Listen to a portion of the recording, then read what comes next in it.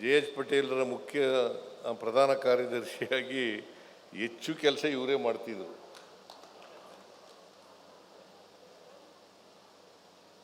ಭಾಳಷ್ಟು ಕೆಲಸಗಳೆಲ್ಲ ಇವರೇ ಮಾಡ್ತಿದ್ರು. ಹಾಗಾಗಿ ಜೆ.ಎಚ್. ಪಟೇಲರು ಭಾಳ ಬುದ್ಧಿವಂತರು.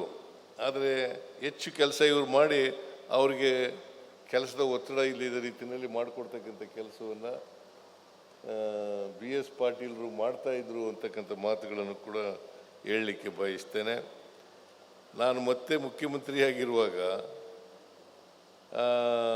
ಹಿಂದೆ ಮೊದಲನೇ ಸಾರಿ ಮುಖ್ಯಮಂತ್ರಿಯಾಗಿರುವಾಗ ಬೆಂಗಳೂರನ್ನು ವಿಭಾಗ ಮಾಡಬೇಕು ಅಂತೇಳಿ ಇವರ ಅಧ್ಯಕ್ಷತೆಯಲ್ಲಿ ಒಂದು ಸಮಿತಿಯನ್ನು ರಚನೆ ಮಾಡಿದ್ದು.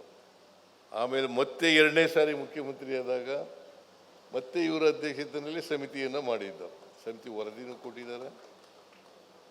ವರದಿಯನ್ನು ಜಾರಿ ಮಾಡ್ತಕ್ಕಂಥ ಪ್ರಯತ್ನವನ್ನು ಮಾಡಿದ್ದೇವೆ. ಜಾರಿ ಮಾಡಿದ್ದೇವೆ. ಈಗ ಬೆಂಗಳೂರು ನಗರವನ್ನು 5 ಕಾರ್ಪೊರೇಷನ್ಗಳನ್ನಾಗಿ ಮಾಡ್ತಕ್ಕಂಥದ್ದು ಮತ್ತು ಗ್ರೇಟರ್ ಬೆಂಗಳೂರು ಇದನ್ನು ಕೂಡ ಮಾಡಿದ್ದೀವಿ. ಗ್ರೇಟರ್ ಬೆಂಗಳೂರು ಒಳಗಡೆ 5 ಕಾರ್ಪೊರೇಷನ್ಗಳು ಕೂಡ ಬರ್ತವೆ. ನಾನು ಗ್ರೇಟರ್ ಬೆಂಗಳೂರಿನ ಅಧ್ಯಕ್ಷ.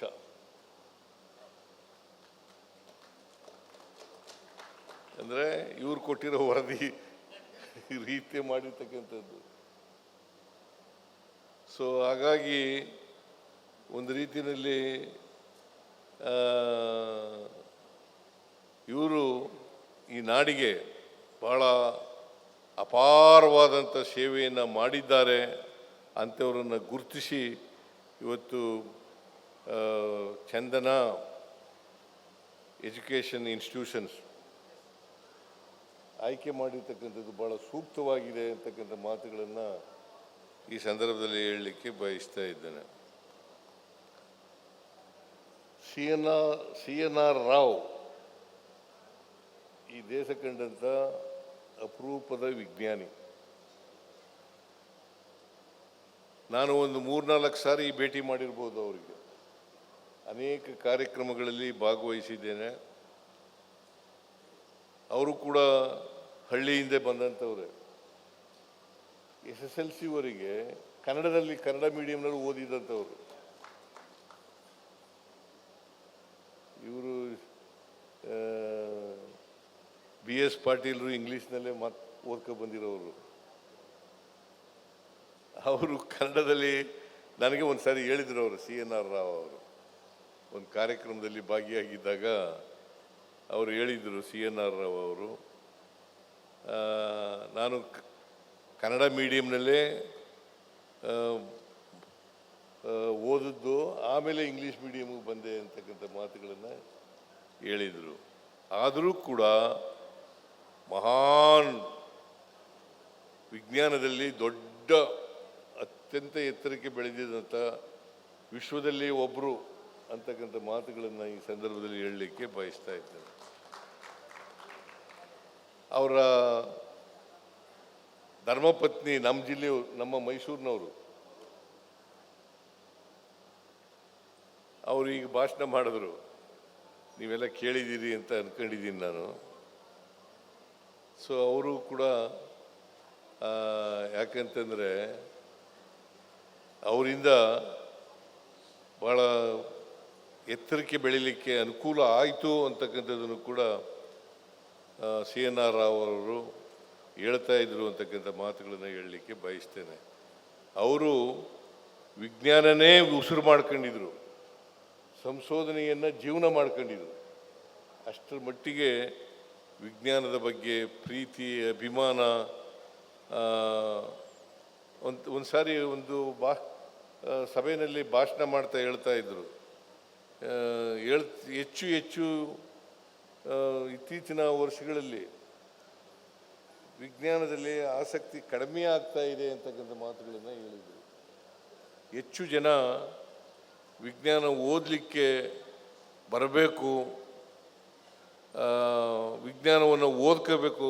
ಯಾಕಂದರೆ ನೆಹರೂರವರು ಹೇಳ್ತಾ ಇದ್ರು, ನಮ್ಮ ದೇಶ ಸ್ವಾತಂತ್ರ್ಯ ಆದಮೇಲೆ ಮೊದಲನೇ ಪ್ರಧಾನಿ ನೆಹರೂರವರು ಹೇಳ್ತಾ ಇದ್ರು, ವೈಜ್ಞಾನಿಕ ಮನೋಭಾವ ಬೆಳೆಸ್ಕೋಬೇಕು ಪ್ರತಿಯೊಬ್ಬರು ಕೂಡ. ವೈಜ್ಞಾನಿಕ ಮನೋಭಾವ ಬೆಳೆಸ್ಕೋಬೇಕು. ಭಾಳ ಸಂತೋಷ ಏನಪ್ಪ ಆಗ್ತಾ ಇದೆ ಅಂತಂದರೆ, ಈ ಚಂದನಶ್ರೀ ವಿದ್ಯಾಲಯದಲ್ಲಿ ವಿಜ್ಞಾನಕ್ಕೆ ಮತ್ತು ವೈಚಾರಿಕತೆಗೆ ಹೆಚ್ಚು ಒತ್ತನ್ನು ಕೊಟ್ಟಿರ್ತಕ್ಕಂಥದ್ದು ಭಾಳ ಒಳ್ಳೆಯದು ಅಂತಕ್ಕಂಥ ಮಾತುಗಳನ್ನು ಹೇಳಲಿಕ್ಕೆ ಬಯಸ್ತಾ ಇದ್ದೇನೆ. ಪ್ರತಿಯೊಬ್ಬ ಭಾರತೀಯ ವಿದ್ಯಾರ್ಥಿ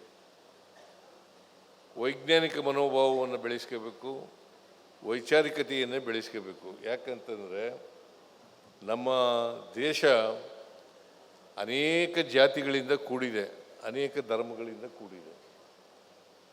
ನಾವು ಜಾತ್ಯತೀತ ರಾಷ್ಟ್ರವನ್ನು ನಿರ್ಮಾಣ ಮಾಡಬೇಕಲ್ಲ. ಜಾತೀಯತೆ ಹೋಗ್ಬೇಕಲ್ಲ, ವರ್ಗ ಹೋಗ್ಬೇಕಲ್ಲ, ಮನುಷ್ಯ ಸಮಾಜವನ್ನು ನಿರ್ಮಾಣ ಮಾಡಬೇಕಲ್ಲ, ಸಮಾನತೆಯ ಸಮಾಜವನ್ನು ನಿರ್ಮಾಣ ಮಾಡಬೇಕಲ್ಲ, ಎಲ್ಲರೂ ಮುಖ್ಯವಾಹಿನಿ ಬರಬೇಕಲ್ಲ. ಈ ದೇಶದಲ್ಲಿ ಜಾತೀಯತೆ ಇದೆ, ಅಸಮಾನತೆ ಇದೆ. ಈ ಅಸಮಾನತೆ ಹೋಗ್ಲಿಕ್ಕೆ ಏನು ಮಾಡಬೇಕು ಅಂತಕ್ಕಂಥದ್ದನ್ನು ಯೋಚನೆ ಮಾಡಬೇಕು. ಅಸಮಾನತೆ ಹೋಗದೆ ಹೋದರೆ ಭಾಳ ಜನ ವಿಜ್ಞಾನ ಓದಿರೋರು ಮತ್ತು ಆರ್ಟ್ಸ್ ಗ್ರ್ಯಾಜುಯೇಟ್ಸ್ಗಳು ಕಂದಾಚಾರ ಮೌಢ್ಯಗಳನ್ನು ಬಿಡೋದೇ ಇಲ್ಲ. ಕಂದಾಚಾರ ಬಿಡಬೇಕು. ಅದಕ್ಕೆ ವಿದ್ಯಾರ್ಥಿಗಳಿಗೆ ವೈಜ್ಞಾನಿಕ ಮನೋಭಾವ ಮತ್ತು ವೈಚಾರಿಕತೆಯನ್ನು ಬೆಳೆಸ್ತಕ್ಕಂಥ ಕೆಲಸವನ್ನು ಮಾಡಬೇಕು. ಅದನ್ನು ಮಾಡಿದ್ರೆ ಉತ್ತಮ ಸಮಾಜವನ್ನು ನಿರ್ಮಾಣ ಮಾಡಲಿಕ್ಕೆ ಸಾಧ್ಯ ಆಗ್ತದೆ. ಅದಕ್ಕೆ ಬಾಬಾ ಸಾಹೇಬ್ ಅಂಬೇಡ್ಕರ್ ಅವರು ಹೇಳ್ತಾ ಇದ್ದರು, ವೈಜ್ಞಾನಿಕ ಮನೋಭಾವ ಬೆಳೆದರೆ ನಾವು ಮನುಷ್ಯ ಸಮಾಜವನ್ನು ನಿರ್ಮಾಣ ಮಾಡಲಿಕ್ಕೆ ಸಾಧ್ಯ ಆಗ್ತದೆ. ಇಲ್ಲದೆ ಹೋದರೆ ಜಾತಿ ವ್ಯವಸ್ಥೆ ಹೋಗೋದೇ ಇಲ್ಲ. ಎಷ್ಟು ವರ್ಷಗಳ ಹಿಂದೆ ಜಾತಿ ಹೋಗಬೇಕು ಅಂತ ಹೇಳಿ ಬಸವಣ್ಣವರು